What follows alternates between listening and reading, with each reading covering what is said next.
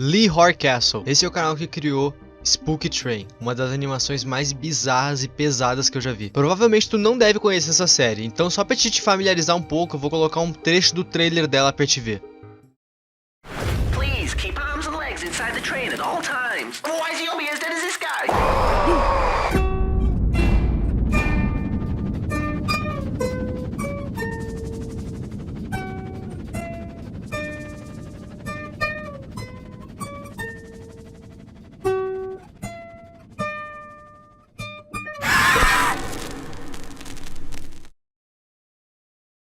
Deu pra notar que eu precisei censurar bastante coisa. Eu já vou deixar avisado que essa animação é bastante gore, e eu vou censurar o que der. Se tu não gosta muito desse tipo de vídeo, eu recomendo que tu saia e assista outros vídeos aí do canal, tem bastante conteúdo bacana. Essa série tem 2 episódios até o momento que eu tô gravando esse vídeo, e eles são antológicos, ou seja, eles não têm ligação um com o outro. Bom, tudo explicado, tudo dito, vamos pra animação. De início a gente vê um motoqueiro dirigindo em alta velocidade. Ele usa uma jaqueta com a logo do orgulho LGBT, o que faz a gente entender que ele faz parte da comunidade LGBT. De repente um animal aparece na estrada e ele acaba atropelando o animal e dando de cabeça numa árvore. E o nome da animação aparece.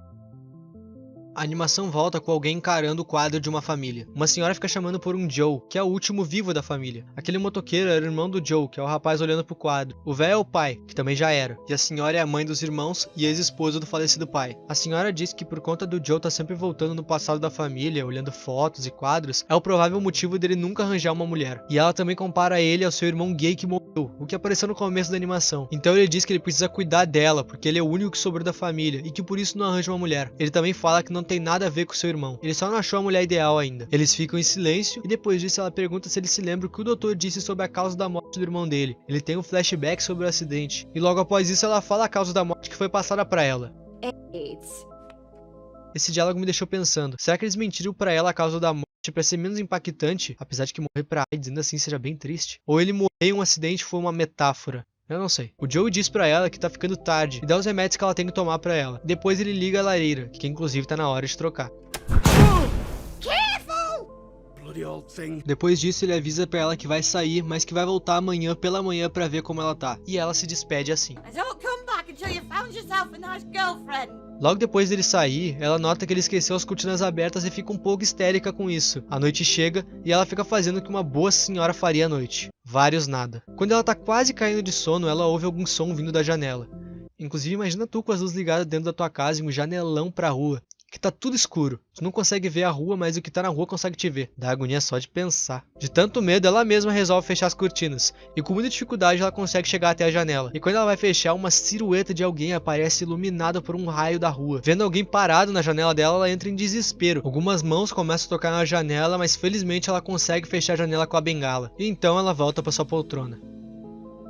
Quando tudo parecer normal de novo, o telefone toca. Ela atende e uma voz pergunta por mãe. Ela explica o que houve, que ela caiu e que tem alguém lá fora. E pede ajuda pro seu filho Joey, que provavelmente foi ele que ligou. Até porque é o único filho vivo. E pra surpresa dela, não era o Joey. Era o seu outro filho, que morreu no começo da animação. E ele diz pra ela que eles estão indo buscar ela e que ela precisa sair de lá antes que seja tarde. Aí ela olha pra porta e simplesmente vê isso.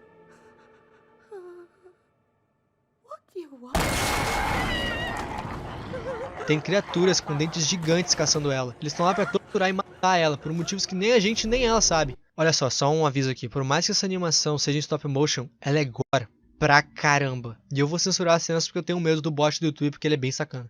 As criaturas começam a desmembrar ela. Depois de fazer isso, a criatura fica rindo e ela rasteira até a lareira. Já na lareira, ela resolve botar fogo em uma das criaturas. Só que logo depois outra aparece e apaga o fogo assim. Eles mobilizam ela e fazem ela olhar pra janela.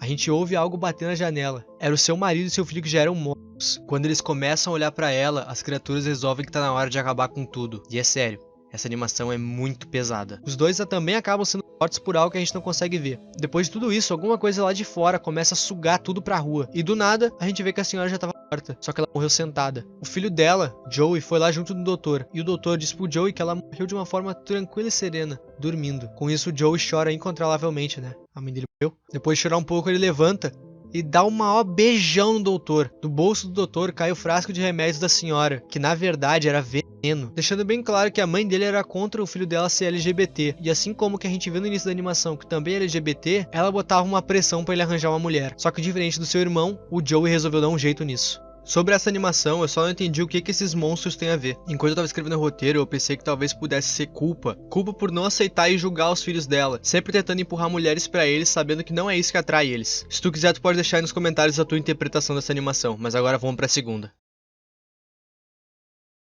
A segunda animação começa mostrando o cenário do nosso curta. Sem demorar muito, já vem 2 prisioneiros sendo levados por um guarda segurando uma arma. Ele manda os 2 se virarem para a parede para abrir a cela. O guarda prende os 2 ali dentro e solta as algemas, com somente um propósito: fazer os 2 brigarem. Olhando os 2, dá para notar que um é bem mais irritado, inclusive ele nunca perde uma briga. Ele mesmo fala isso. I never lose. Depois de se lanhar na porrada um pouco, o guarda dá um tiro para fazer eles pararem a briga e apresenta a eles o terceiro colega de cela que nem eles e nem a gente notou, o Colin. Pelo menos foi esse o nome que eu entendi. Colin? Esse outro prisioneiro nitidamente está bem transtornado, pra não dizer loucão das ideias. Ele tá contando os dias dele naquela cela com um prego e dá pra ver que ele já tá há 8 dias ali, provavelmente sozinho. O brigão nota que debaixo do travesseiro do Colin tem alguma coisa e resolve ver o que era, só que o Colin não deixa. E bom, o briguento não podia responder de outra forma. Ele puxa o travesseiro e vê que o que ele estava escondendo era...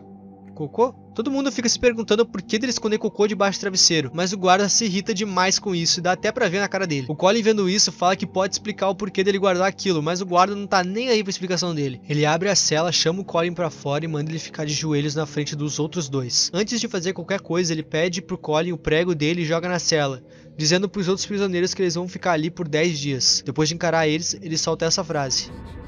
Use the toilet. E termina estourando Colin na frente deles e mandando eles limparem a bagunça. Obviamente o brigão não ia limpar nada, então o peidão teve que limpar tudo. Acabei de batizar ele como peidão. Por algum motivo o brigão resolveu bater no peidão de novo, só porque sim. Só que o peidão resolveu revidar dessa vez de uma forma que, meus amigos, agora esse cara tá p***. Eles começam a brigar e o brigão bota a cabeça do peidão dentro do vaso. Mas aí ele nota que ele começou a se sufocar. Mas não era pra ele ficar sufocando, porque a água do vaso estava baixa. Até que isso acontece. Existe uma criatura dentro do vaso, que provavelmente era do guarda. E isso explica o porquê dessa frase. Use the toilet. E o porquê o Colin guardava cocô. Era pra não chegar perto da privada. Ele provavelmente já vivenciou algo parecido. O brigão fica assustado e até chora de medo. Ou talvez de remorso. Ele pega o prego e começa a contar os dias exatamente como Colin, provavelmente por ansiedade, não vendo a hora dos 10 dias passarem para poder ir embora. Os dias vão passando e, como é de se esperar, o nosso brigão enlouquece.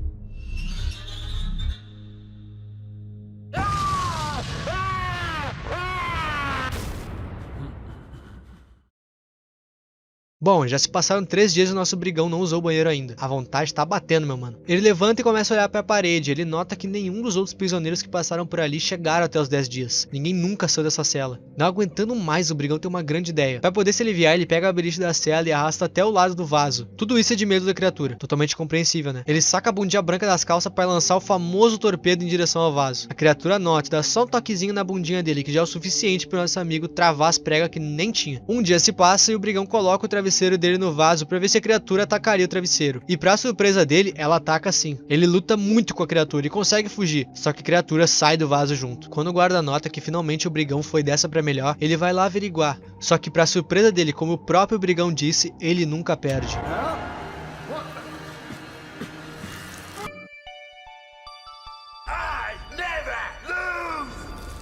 Depois de ver o que a criatura fez com seu próprio criador, o brigão dá um tiro na criatura e finalmente consegue usar o banheiro. A animação termina com o nosso detento finalmente usando o banheiro. Só que ele não nota que junto com todo o sangue e meleca que tá indo pro ralo, a chave da cela vai junto pelo ralo. E é assim que a animação acaba. Calma, calma, pode parar de comentar aí me xingando, o vídeo das Smile Tapes já tá em produção. Eu liberei no canal Seja Membro, se tu quiser dar um apoio a mais, é só assinar o Seja Membro. Tu consegue algumas figurinhas, consegue selos de afiliado do lado do teu nome que vão mudando conforme o tempo da tua assinatura. E dependendo de qual assinatura tu fazer, tu consegue ter teu nome no final dos vídeos. Mas lembrando que a assinatura não é obrigatória, só assistindo os vídeos você já me ajudou bastante. Se tu gostou do vídeo, considere se inscrever que vai estar me ajudando bastante. O meu nome é Ip e tchau.